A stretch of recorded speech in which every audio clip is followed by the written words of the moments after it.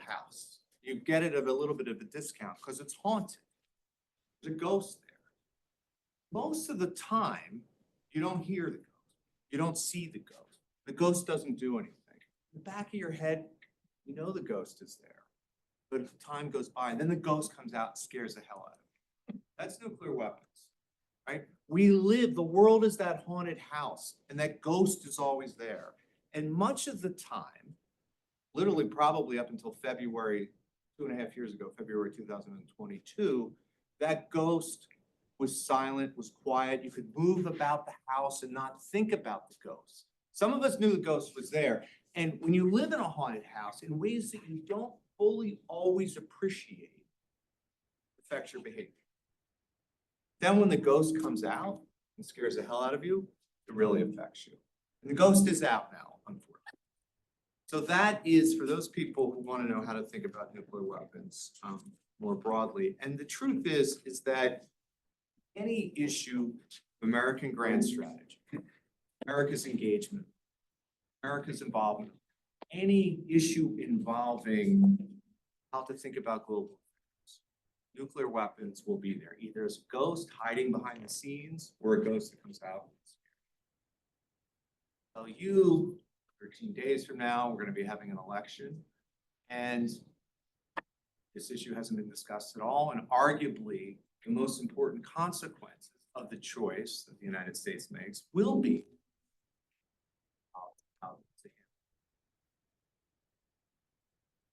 how should you think about nuclear? How should you think about atomic bomb and their consequences?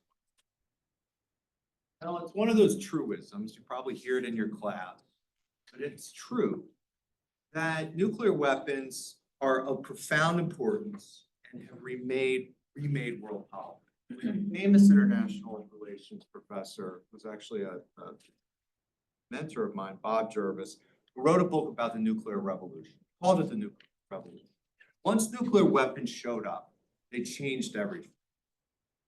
No one disagrees with that. But what they do disagree about is what it changed, how it changed. So that's the first issue. The other problem is that to talk about and study nuclear weapons generates at least 3 big problems. For those of you who care about foreign policy, maybe you're interested in aid, maybe you're interested in the environment, maybe you're interested in energy, maybe you're interested in emerging tech, and you can study these things. But studying nuclear weapons and its consequences on nuclear weapon or on international politics is particularly difficult for a couple of reasons that are unique to nuclear weapons. First is that nuclear weapons, and particularly the delivery systems and the whole infrastructure around them, are technologically complex, very sophisticated. It's hard, I don't know if we have any nuclear engineers here, but nuclear engineering is a very difficult topic, and understanding the physics and the nuclear engineering, aerospace engineering, and all the stuff that surrounds this technology is difficult. So that's a first big barrier to studying. The second is that there's an ethical dilemma. Nuclear weapons are, frankly, disgusting. Their use would be catastrophic. If nuclear weapons were ever used again, purposefully, against other human beings, it would be the most catastrophic failure foreign policy strategy. And one of the times when this really hit me, I don't know if any of you have ever managed to take a trip to Japan and go to Hiroshima. And if you go to Japan, it's well worth going. If you go to the Peace Museum there, where ground zero for the first atomic device, and you sort of read terrifying stories of people who suffered under atomic attack. And of course, the survivors of this attack, a group around them, won the Nobel Peace Prize this year. You see people who died immediately in the blast were the lucky ones. But if you died immediately because the bomb, you were close enough to be immediately eradicated, you were quite fortunate. There were those people who then died days or weeks later from radiation poisoning, from shattered glass being in their skin and infections, from all sorts of maladies. Then there are those who died in third category 5, 10, 15 years later. Right? It's a horrible weapon. And that weapon, a 10-kiloton bomb, was tiny compared to the thermonuclear weapons that would be used in warfare today. That's a real barrier to study. The ethical one. We don't even have a language to talk about it. I'm going to use terms in this talk like deterrence. Deterrence is a very clean sounding word. It's a very analytical sounding word, but you pull beneath the cover, and the language we use to describe these things, this anodyne language, covers up something that's truly horrendous. There's a lot of threats out there, but really the only existential threat in the immediate, medium term is a thermonuclear exchange, which would have which kill hundreds of millions of people and have consequences for the environment that we don't even know. So talking about it is hard. That's the second challenge to studying it. Third challenge, I'm a historian. I'm here for a history lecture. History is about studying things that happen. What am I a historian of? Something that never happened, thermonuclear war. So in all of your history classes, you encounter debates and arguments about what happened and what they mean. Why did the First World War happen? What were the consequences of the Cuban Missile? How and why did the Cold War end? These were events that actually happened and people disagree about them. What I study and what I'm going to talk about today is about something that never happened and hopefully never happened. And you can imagine if historians and people argue endlessly about things that did happen, how do you come up with an explanation why something didn't happen? Well, some of you maybe do statistics or economics majors, and there's a lot of quantitative analysis. The numbers that are involved in studying nuclear politics are 9, 2, and 0. 9 nuclear weapon states, 2 uses of nuclear weapons, both within a week of each other, both by the United States, both against Japan, decades ago, 0 thermonuclear wars. So, look, trying to get AI to help you with that. The inputs are 9, 2, and 0. The fact is that it's incredibly difficult to study something. Again, you're saying, geez, wow, really getting me excited to jump into this topic. This sounds really, really great. Well, the fact that you're all here means that you understand that it matters, but it also probably strikes you as very intimidating. I'm going to kind of give you a clue as to how to think about this subject, or to give you the tools to be able to talk about this as well as any expert. My office is filled with scores of books about nuclear strategy, arms control, about nuclear proliferation, hundreds of articles, debates that go on and on and on. If you're a young person and a student, you say, here's the topic. How am I ever going to understand something with all of this smart people have written? I'm here to tell you that probably about 95% of what you need to know boils down. Raise it a little bit, sorry. How's that? Boils down to 4 questions. Only 4 questions you need to know. I'm going to tell you what these questions are. First question is, how do they work? Technology.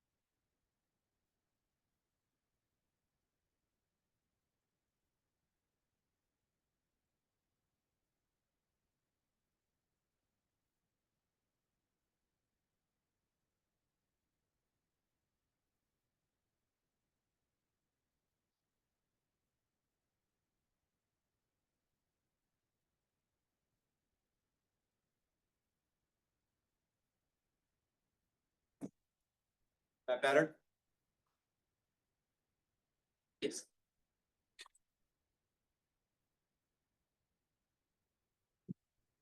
Going on.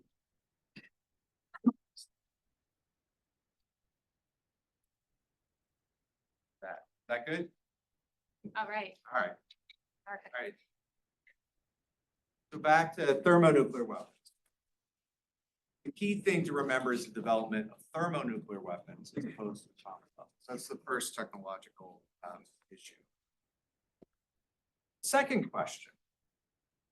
When you think about the bomb, you should think less about what it takes to develop a fission explosion or fusion explosion, or even the nuclear device itself.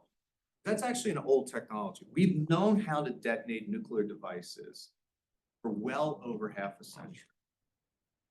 Most of the interesting technological changes have come in the ability to deliver them, miniaturize them, to build a whole nuclear infrastructure around them, to do things like command control, intelligence, communications, to make them stealthier, faster, more accurate, more miniaturized.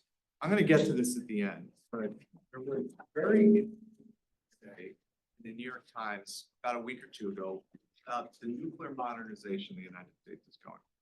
It's got a lot of great pictures, and it's talking about how basically the whole American nuclear company is being upgraded. We're spending over $1 trillion to do it. I'm just going to go home now after that introduction. It's all downhill from here.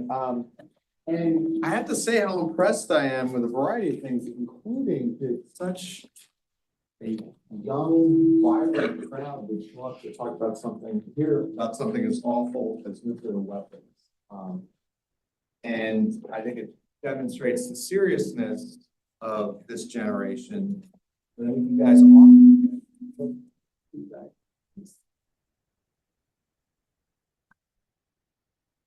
As I often feel like your generation gets beat up on a lot for being less interested, less engaged, not reading, and I find with my own students that couldn't be further from the truth. And the fact that you've all, I know you're probably all forced to come here by your professors, but still, to come and listen to talk about something like nuclear weapons is probably the last thing you want to think about on a beautiful fall day like this. I think it's very impressive. And I'm really thrilled to be here. This campus is beautiful. Big fan of the work. Something I'm doing to be tips in my brain. I'm pretty loud. I can take this off. On the technological side, the thing that you should think about is less the bomb itself, but how it's delivered. If I came in here with a bomb, a 10 kiloton bomb, or maybe even a 45 kiloton bomb, it would scare all of you, but it wouldn't necessarily scare anybody in Beijing or Tehran, Pyongyang, or wherever. What matters and what the extraordinary technological change has been is the ability to deliver that device all the way across the globe, putting it on this and being able to hit and target a room of this size or even half this size accurately, stealthily, and in a way that could not be stopped. That's the technological part that's interesting, and that's the part that's changed. The third part of the technological set of questions that are interesting is how all of the effort that went into building these capabilities has shaped other technologies, was driven by this nuclear enterprise. So every single part of our life that involves technology, to a certain extent, had some kind of connection to this. And there's a flip side of that too. All the new technologies that are developing now, cyber, AI, nano, will have some effect on those whole nuclear. So that's question one if you want to be really smart about nuclear weapons. How do they work? And if you want to be really, really smart, say, well, I'm not going to tell you how a nuclear bomb goes off, but what I will tell you is what matters is thermonuclear weapons, which are much, much more powerful than the sort of standard fission bombs. That the real interesting effort is in delivering them and the whole nuclear enterprise that goes into that, and that the effort driven largely by the United States to get better and better and better at making that delivery more accurate, more stealthy, smaller, more technologically sophisticated, building submarines that are the size of this building that no one can hear underwater, while we develop the ability to hear anything else that happens underwater. All of that technology, to a certain extent, was driven by the nuclear enterprise. So that's question one. Question two, what are they good for? What is their utility? Why should I want a bomb? Now, as you know, for those who watched Oppenheimer, the whole idea of the Manhattan Project was when some nuclear scientists came to Franklin Roosevelt when he was president and said, we believe there's this possibility of building this weapon that can be used against the Germans and the Nazis to win the war. And we're also worried, given the state of German physics, that they're working on this as well. And so when the bomb was developed, it was developed as a military technology for use in the battlefield. Right? That was its first use. And its motivation, it was clearly, that was the motivation when people were developing it. The war against Germany ended before it could be used. There was a very big debate, actually not a big debate, there was no debate at all in reality, but there was a question about whether atomic bombs would be used against Japan. If you actually follow this whole set of why this decision was made, it's really, really fascinating. And the decision is made to use 2 nuclear weapons against Japan in August 1945. And that highlights the first purpose. They're a weapon. What do you do with weapons? You use weapons in war. You use them to defeat your enemy. You use them to make the opposite military give up, or the opposite society give up. Right? And so that was the first purpose, to win a war. Very soon after the bomb was used against Japan, it became abundantly clear that this was a problematic use for the weapon. And you could imagine why. In fact, there's some argument about when Truman was briefed about the consequences of this weapon being used, and the tens of thousands of people that were killed, largely civilians, many of them children, the elderly, non-combatants. But Truman said, you know, before we use a third, you have to check with me. It has to be in the control of the presidency. And there's this famous story of Bernard Brody seeing the New York Times the day after the bomb was used and said, you know, throughout human history, we develop weapons to defeat an enemy. And from now on, this weapon is set up to make sure that we never have to use these weapons ever again. So off the bat, for the first time, you had a weapon of war, that people started to wonder if it was actually usable. And there's 2 parts of this, and maybe I'll talk about this in question and answer about the Bob Woodward book and the sort of discussion in September 2022 when the Americans got word that the Russians might use tactical nuclear weapons. There's a whole interesting background debate about that. But when you look at nuclear weapons, they're not very practical. You know, imagine the Russians had used them in Ukraine. Well, they might have, at best, destroyed an area, a territory that they hoped to conquer for themselves, making it uninhabitable, and at worst, harm their own troops. So it's very hard to come up with military purposes for them. But second, it's immoral, right? You would be using these horrendous weapons whose use usually far, far outweighs whatever it is the objective or aim that you're trying to achieve. So that first point, what are nuclear weapons good for? Fighting a war. People started to say maybe not, particularly as thermonuclear weapons started to be developed and their destructive power was so much more. They said absolutely not. These are not normal weapons. It's not like a gun. It's not like a tank. It's not like a battleship. It's not like a fighter. Like, that's not the purpose. Some people said, okay, what's another purpose for them? They can deter. What do we mean by deter? All deterrence means is you, through a threat, prevent somebody from doing something to you that you don't want them to do, that they might otherwise do. And the idea here was the possession of atomic weapons or thermonuclear weapons would tell an adversary, you may want to do this thing against me, you may want to invade me or conquer me or steal something from me, but I'm going to threaten you with the use of nuclear weapons. And whatever it is you think you might gain from doing this thing to me will be far outweighed by my nuclear response to you. Therefore, I will deter you. I will prevent you from doing this thing. This became really the primary use of nuclear weapons. The idea that if you possess atomic weapons, nuclear weapons, you would be able to prevent an adversary from doing things that you would prefer they not do.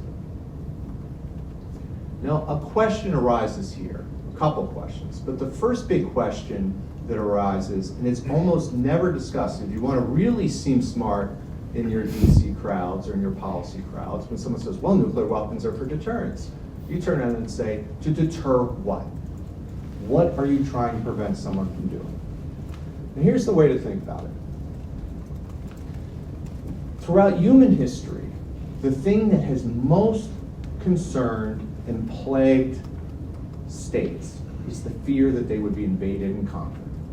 Right? All history before 1945 is basically a story of people conquering, invading, colonizing, imperializing, and exploiting, and sometimes destroying other populations. Right? That's kind of what history is up to 1945.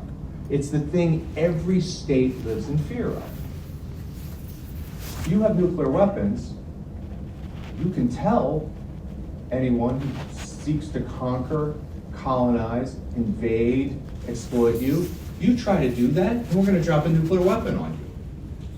So the greatest problem that any state faces is solved by these weapons. I'm going to get back to this in a second, but in some ways, that makes perfect sense, right? That's the power of deterrence. But here comes the problem with the United States. No one is going to invade and conquer the United States. No one was going to invade them in 1945. No one was going to invade them in 1975. No one's going to invade them in 2024. There's rarely been a country that had less reason to fear being invaded and conquered, at least till the Civil War was over in 1865, and the country's unity guaranteed, that had less to fear from invasion and conquest.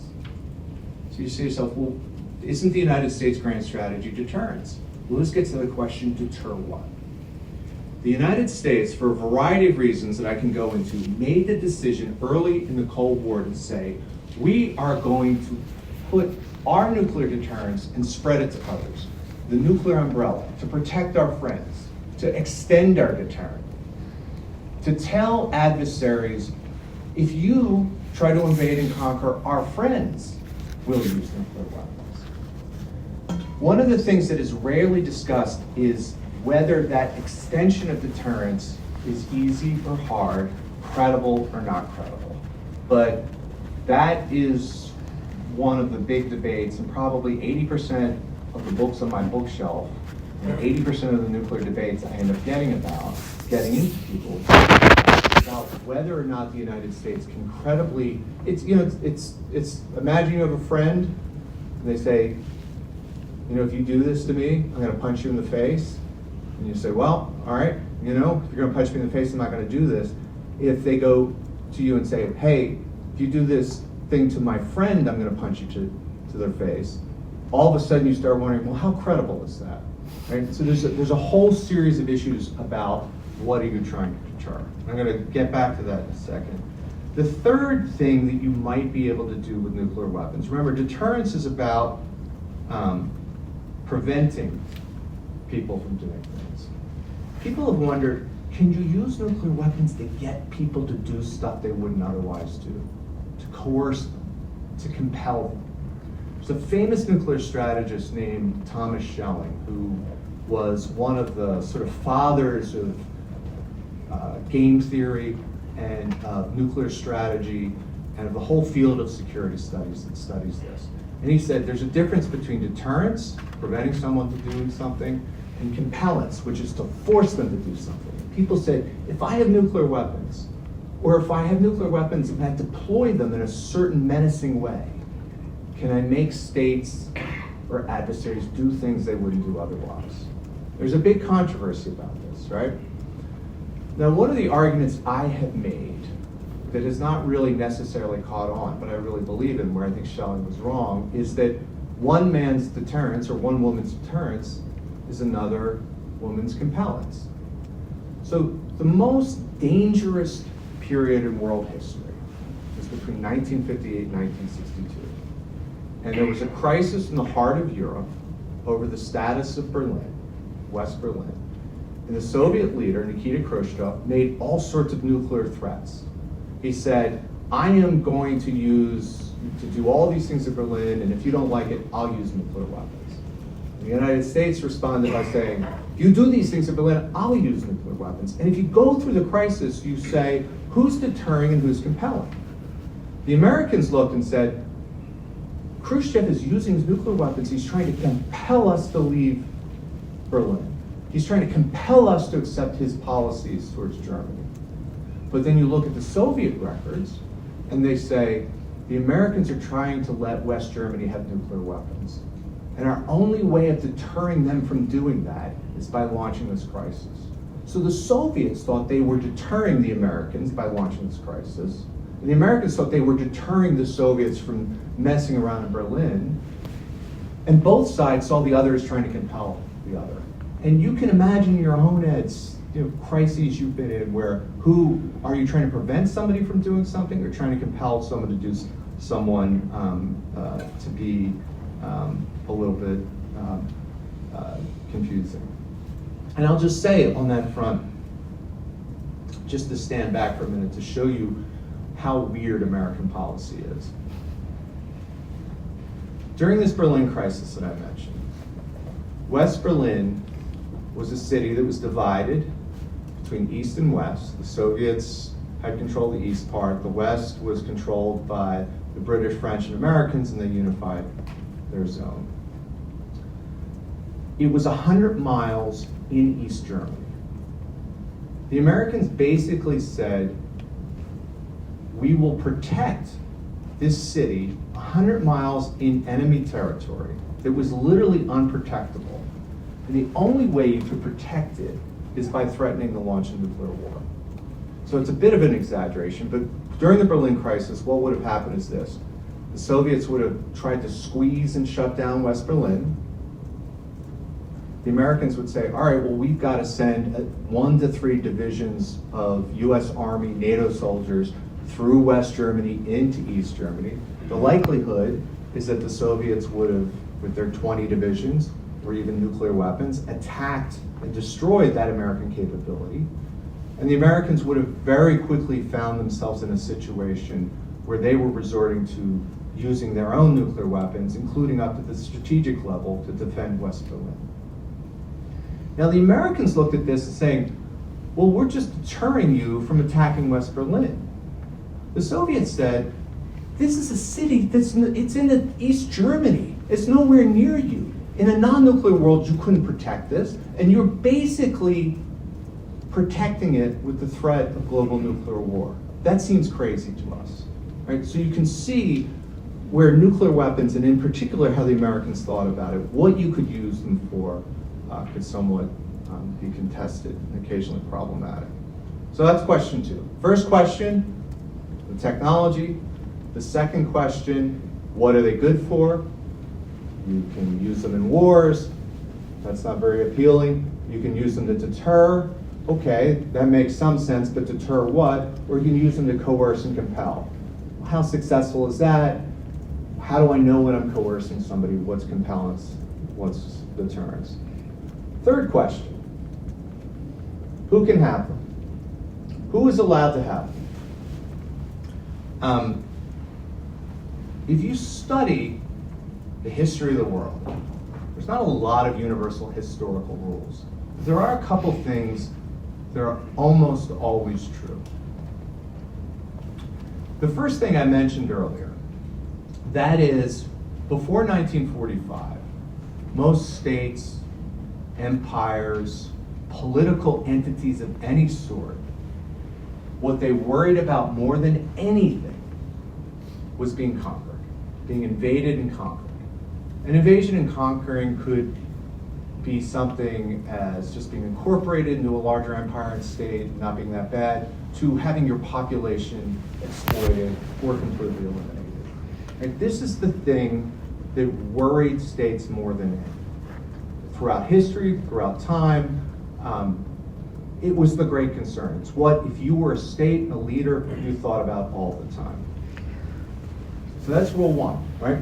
Fear of conquest, fear of being invaded, fear of being colonized, the most important thing that every state worries about.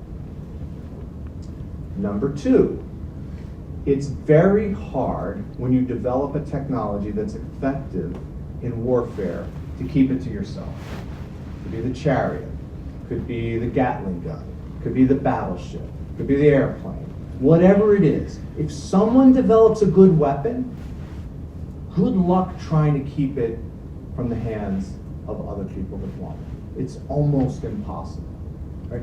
That kind of technology, because of the first reason. If you want to make sure you survive in a dangerous world, you're going to do whatever you can to get the technology that helps you do it. So, here's a technology, nuclear weapons, that we know can do one thing better than anything.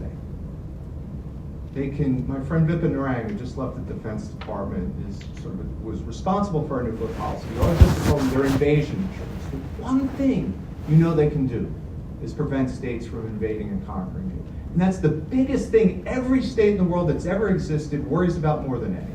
So that's point one. Point two is that good luck trying to keep states from getting a technology that solves their basic problem. If you would ask anyone in 1960, how many nuclear weapon states would there be while we're all sitting here, assuming that they expected the planet to be around, which they didn't. They said, how many nuclear weapon states would there be? Well, the first question would be, how many states are there? Because the other thing is, it's not a particularly, back to question one, the technology, it's an old technology. It's not a hard technology. North Korea can't do anything well. It can barely feed its people. But it has some of the most sophisticated nuclear weapons and delivery systems in the world. If you are a state and you decide you want this, you ought to be able to do it. And given that it solves your most important problem, you would have expected, you would have predicted, you would have anticipated that at this point, assuming we had not had a thermonuclear war, that most states in the world would have had nuclear weapons. This is one of the great puzzles of my lifetime, and it's one of the biggest puzzles you will all deal with in your lifetime to see if this remains, because this story is one of the most interesting ones. So it's an incredible technology for solving your biggest problem. It's impossible for states to monopolize technology, particularly when it solves this problem. Going to other states and telling them you can't have this is guaranteed to piss them off, right? I was talking to Douglas about this great project he has on thinking about World War I and World War II. And if you look at why the Germans get so upset after World War I after being defeated, it's because people said, you couldn't do these things. You can't be a normal state. You can't have an army as big as everyone else. You're not allowed to have this military technology. And guess what? The effort to do it failed. So that's the big question. You say to yourself, who can have them? Why don't more states have them? Again, if we took a time machine back to the year I was born, 1965, and you had told people that there were 9 nuclear weapon states, that the number of nuclear weapons had fallen, had gone like this. It had not quite peaked in 1965, probably peaked about 69, 1970, and then kind of sloped down like this. And there had been no nuclear wars, they would have said, you're absolutely crazy. What are you taking? So that whole story, which is perhaps the most interesting international political story of the last half century, is one that needs to be told. And I can talk a little bit about why that happened in Q&A. Basically, too long, don't read. The idea is that the United States, after the Cuban Missile Crisis, decided we cannot risk blowing up the world, and so we're going to work with our bitterest ideological and geopolitical adversary, the Soviet Union, to screw over our friends and make sure they don't get the bomb. So the Cold War we all grew up learning about. Behind the scenes, the two great adversaries decided to talk and said, we came too close to blowing up the world. We would prefer to live in a world where we don't blow up the world. And by the way, it's to our benefit if less countries have nuclear weapons. And some of our friends, if they got nuclear weapons, could drag us into a conflict that we don't want to have anything to do with. And so the United States, in a lot of ways that are more implicit than explicit, decided to make a priority of preventing other states from getting nuclear weapons. And I can't tell you how radical and dramatic this is, and this is, we were talking about this lunch, this is probably the thing that the election will have the most consequence on. Because in the early and mid-60s, literally we have the 60th anniversary by a couple days of when China detonated a nuclear device in October 1964. And China was seen, pardon my French, as completely batshit crazy in 1964. This was Mao's China. Mao had just finished up the Great Leap Forward, which had led to hundreds of millions or tens of millions of people dying of starvation. It was about to start the Cultural Revolution, and he had made public statements and saying, I have no problem fighting a nuclear war because there's so many of us that if 300 million Chinese die, we'll still win because there's 400 million of us left. And so American policymakers got together with their Soviet friends and said, did you hear that? Did you see that? You know, this isn't good. And constructed a policy that led to the Nuclear Non-Proliferation Treaty, that led to increasing America's giving its nuclear umbrella throughout the world, to doing a whole variety of things to prevent the spread of nuclear weapons. And as I said, we're in this world, nuclear weapon states, single digits, no nuclear wars, nuclear weapons going on the downslide. That's all changing. That's all changing. The pressures in that system, regardless of who wins the election, are increasing. But I can also tell you there will be a consequential difference between who's elected and how that will turn out. Now, you might turn around and say, you know what? Nuclear proliferation doesn't bother me that much. South Korea having the bomb, Poland having the bomb, Vietnam having the bomb, Saudi Arabia having the bomb, not really my problem. As you said in the beginning of the lecture, the way history works is you can't prevent states from getting things that protect themselves, and this whole unnatural suppression of their desires to have nuclear weapons couldn't last forever. Or you could turn around and say, this was the greatest thing the United States ever did. It made the world far safer, both for itself and for others. Right? But again, a lot of debate about that. And that debate is coming up, and it's going to be more and more intense. And you want to think to yourself, because on the whole question of who can have nuclear weapons, the great success of the Nuclear Non-Proliferation Treaty is based on a giant hypocrisy, right? The 9 states that have the weapons say we can have them, and other states can't. It's kind of hard to have an international treaty that lasts forever, that's based on hypocrisy, saying certain people can have things and other people can't. Now, part of that treaty, the United States and the other nuclear weapon states are supposed to reduce their nuclear stockpiles. They've done that haphazardly.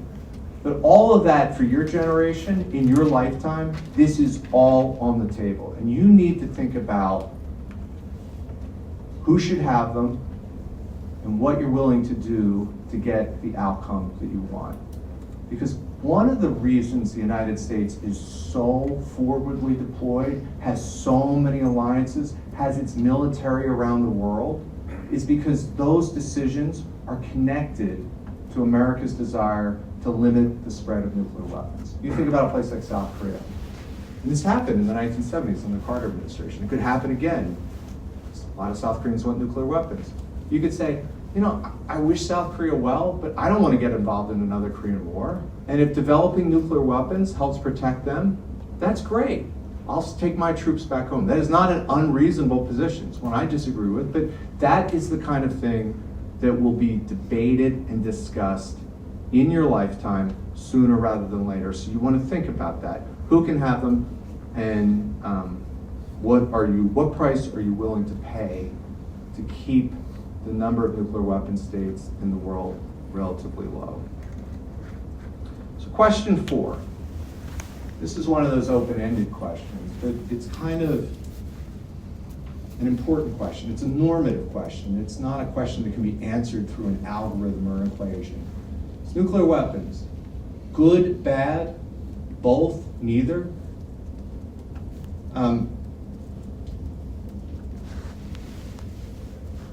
When I was, just judging by looking around, most of your ages here, it was towards the end of the Cold War, and we were taught nuclear weapons, despite all of their dangers, despite all of their risks, were probably a good thing. They were a good thing because they prevented World War III.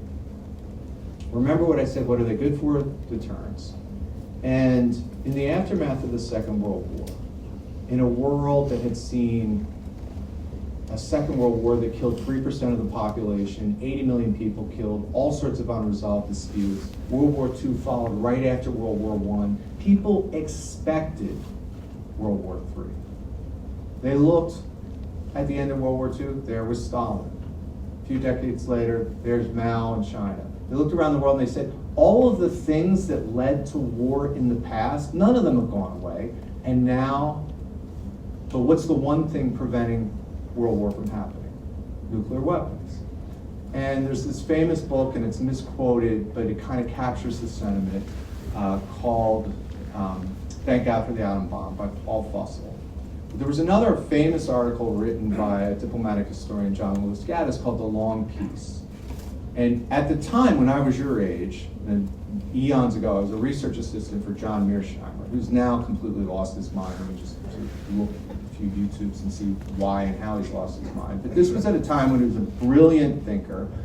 And I remember having this drilled into me that if the nuclear weapons had not existed, we probably would have had some kind of repeat of what had happened in the first part of the 20th century, which was these great power wars. So thank God for the atomic bomb.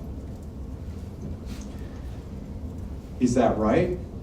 Well, part of the issue here, remember I said, why is it so difficult to study nuclear politics? Because it's about things that didn't happen. It's about, so you have to play counterfactual. So you have to ask yourself, in a world where there were no atomic weapons after 1945, and the war eventually with Japan had ended, would there have been a third world war? Well, you can't answer that question. But one of the things I've become interested, Douglas mentioned some of the things I've been working on lately, is when I was all of your age, I just assumed the thing that was keeping the world peaceful were these nuclear weapons. Now I'm not so sure. I think there's any number of reasons, from declining populations to shifting measurements of power. Back in the day, you wanted land. Now, land is not the same source of power. Back in the day, people had 8, 9, 10 kids. You wondered, how are you going to feed them all? Now nobody has kids. You don't have to worry about feeding them. The set of problems and challenges are different. The idea, conquest is expensive. You look at the US wars in Iraq and Afghanistan, the most powerful military that's ever existed, wins on the battlefield, but actually loses both wars in some sense, because conquest does not pay. And so I started thinking to myself, maybe nuclear weapons weren't the cause of this peace. Then there's other factors when you have to ask yourself, like, what are the costs of living in a house with a ghost in it? Right? You don't ever really get a full night's sleep when there's a ghost in your house. The ghost may not make any noise, but your eyes are always one open. And if you're not sleeping super well, you end up making not great decisions. And this is something that's very hard to measure and calculate. But I have all those benefits of nuclear weapons that I thought about and learned about when I was most of your age, I'm starting to wonder. And we now live in a world where some of those costs are sort of increasing. The other factor nuclear weapons are weapons of the weak. I guarantee you, in a non-nuclear world, none of you would spend any time thinking about North Korea. No American would think about North Korea. Why is it that any of us, when we do think about North Korea, do think about North Korea? It's because they have nuclear weapons. And you think about, if you think about how to measure power in the world, the United States, for all of its faults, for all of its ups and downs, has the most powerful conventional military in the world, the most dynamic economy, a culture that a lot of people find puzzling and strange, but still attractive to many, right? Nobody's banging down the door to emigrate to Russia or China or a variety of other places these days. We have all of these sources of power, but nuclear weapons, it just isn't, it's just not us deterring others. We are deterred from acting. We can't do what we want in East Asia because North Korea has nuclear weapons, right? So a world with nuclear weapons actually undermines or flattens many of the aspects of American power. So there's lots of reasons to ask, if you're a superpower, whether or not a world with nuclear weapons is actually good or bad.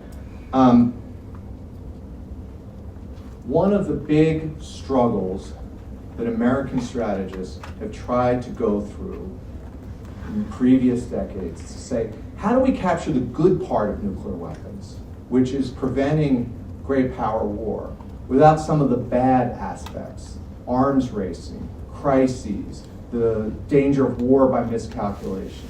And the concept of strategic stability came up. This is the foundation of arms control. And there's a whole debate or discussion about how that would work. So a whole bunch of those books in my bookshelf are about that. But over time, people started wondering if the costs of nuclear weapons, if the burdens of nuclear weapons didn't outweigh the benefits. In 2007, 4 policymakers, Bill Perry, Henry Kissinger, Sam Nunn, and George Shultz, these are not leftist sort of peacenik types, wrote a piece in the Wall Street Journal saying the United States should make its policy to rid the world of nuclear weapons. And they called it the Gang of Four. President Obama in Prague in 2009 gave a speech where he essentially said it is the US goal to see the world rid of nuclear weapons. Now, in that time since, we're further away from that than ever. But for your generation, it's very important to think about if that goal is the right goal or the wrong goal. And if it's the right goal, how do you achieve it safely? Would the United States and the world be better off if you could find a way to move to a world without nuclear weapons? Or is the reality, you're in that house, the ghost is there, you've kind of gotten used to the ghost, you can live with the ghost, and maybe, I don't know, to really stretch the metaphor, maybe the ghost cleans your house on the weekends or something. It performs some other function, or it keeps bad people from coming in. Nobody ever robs your house because there's a ghost there.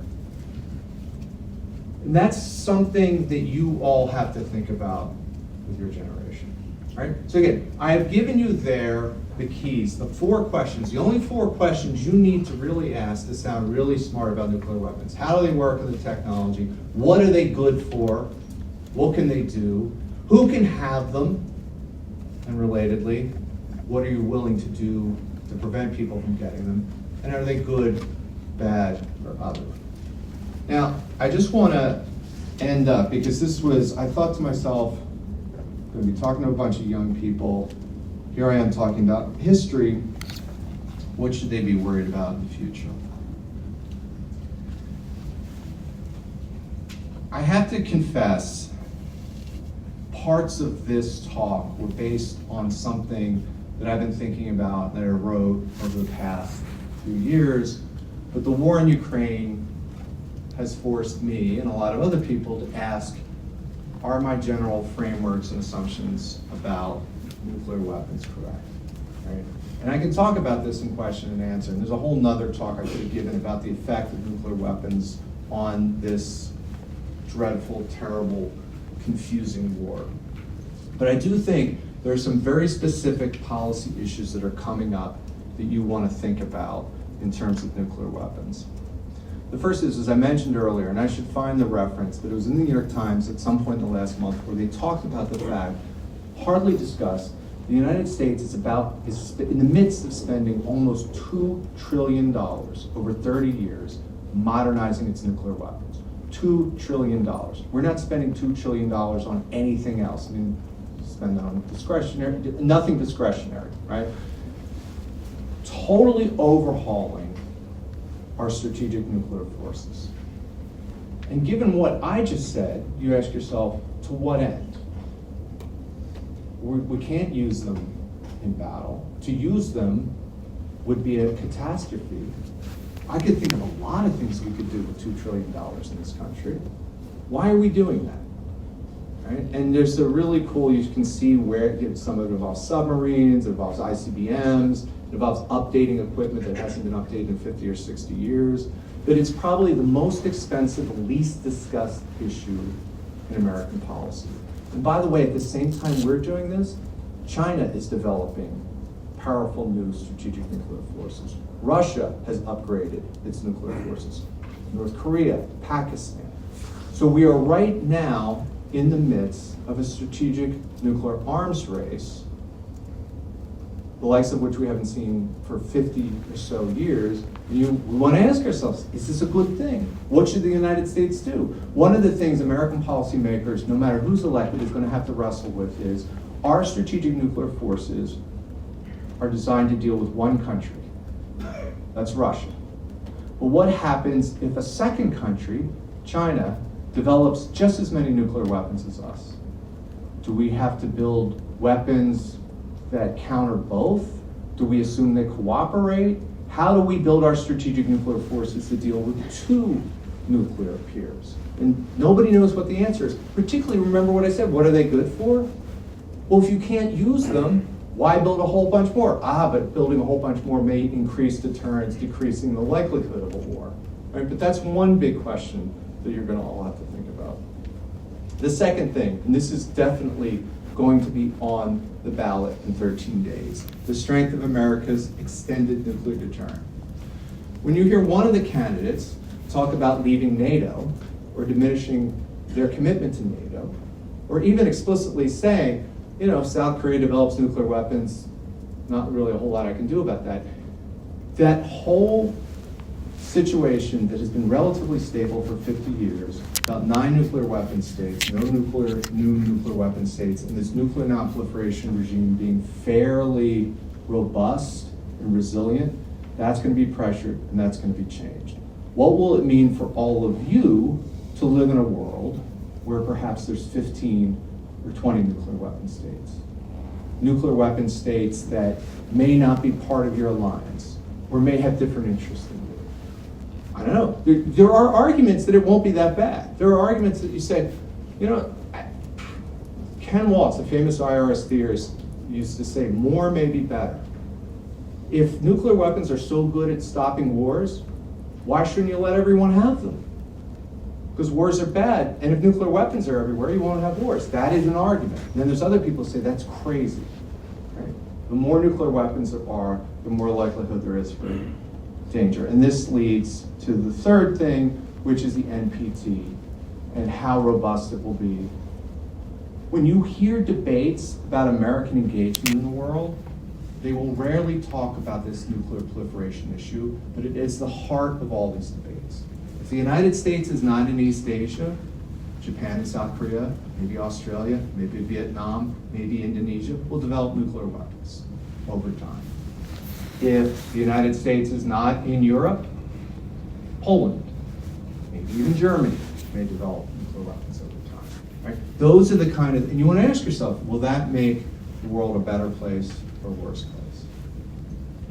Hopefully that what I wanted to do here was to give you a tour to horizon of what is an absolutely dreadful, terrible, awful subject. I was kidding with your dean. She was like, are you gonna cheer me up? Like, probably not. It's nuclear weapons. There's another reason I don't like talking about nuclear weapons. There's not a lot of good news in it.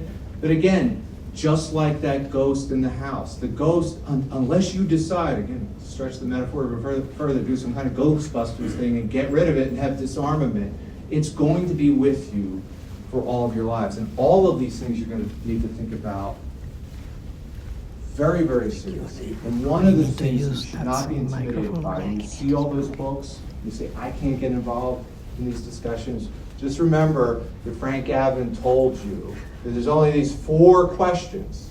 And I guarantee you, you'll flummox any expert on this and say, yeah, and these questions are not easy to answer, but you now are at least empowered to think about, debate, and discuss something which is arguably, in a way that I'm sure you don't want to think about, that none of us want to think about, just like we don't like to talk about the ghosts, could potentially be the most consequential issue in all of your lives moving forward. Anyway, thank you.